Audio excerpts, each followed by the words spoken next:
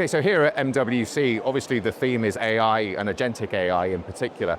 How is Aeris working to deliver a unified experience to your 30 carrier partners and 7,000 enterprise customers? I think the most obvious way that'll be most readily apparent is around user experience, right? For traditional SaaS applications tend to be very static, almost like a spreadsheet on a page, on a web page. And one of the things that AI and Agentic AI enables is a much more dynamic interface for the end customer. So gone are the days of static tables and dashboards and reports, and now you can have situations where not only are the graphs and the diagrams and the workflows in the user experience dynamic, but they're also highly customized to the individual user or the individual use case that the user is trying to accomplish. So you don't have a product manager thinking about a generalized use case and then having that work for everybody. You can have something much more customized that is dynamic based on an AI or an agentic based user experience. Second is around reporting and what I would describe as analytics. Like anything where you want to analyze or get greater context out of a piece of information coming out of the tool. Using AI, you can obviously get much more insightful bits of information and context around data points that you might not otherwise be able to stitch together in a more manual or non-AI-centric approach. So Palo Alto and Aeris recently announced a SASE partnership around Aeris IoT Watchtower.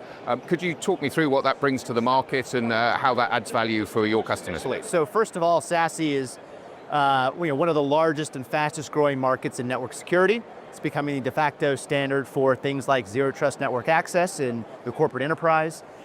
Now, the challenge with bringing SASE and the SASE model to a wireless world is that there's a couple different challenges. First off, from a customer perspective, their SASE deployments today tend to be deployed on their corporate infrastructure, and those environments don't really contemplate a wireless world or a wireless connected device where you have a different kind of routing and network setup.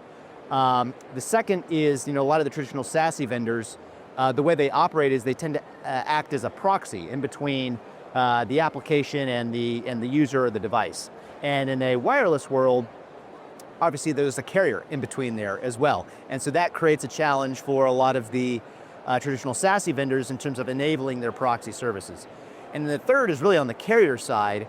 An MNO can sell these services, but they have to go integrate to multiple different SASE providers.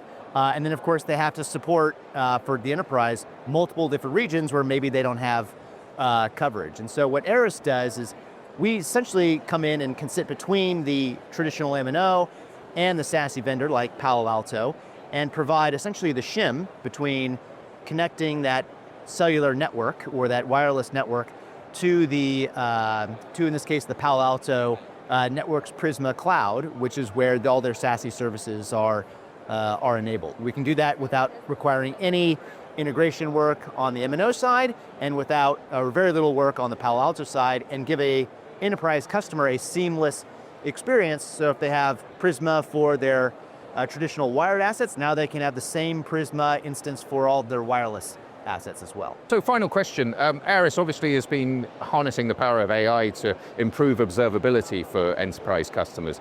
Could you talk me through how you're harnessing that innovation and using AI as a tool to help observability of IoT connectivity? Yeah, great question. So one of the unique aspects about Aeris is we own and operate a core network, and that core network is integrated across 30 carrier partners globally. And what that does, that gives us a data set that's very unique in the marketplace. It's heterogeneous across carriers and it works at a global level. And so if you're a global enterprise where you have multiple carriers that you're relying on for your connectivity, we have access to that data because we are in the data path.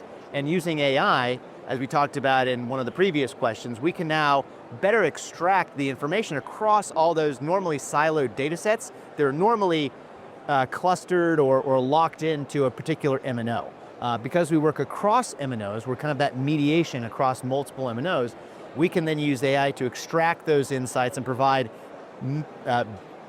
broader as well as deeper end-to-end coverage across your devices, your countries and geographies, and the applications and data usage across all those different services that you might be consuming for your IoT program.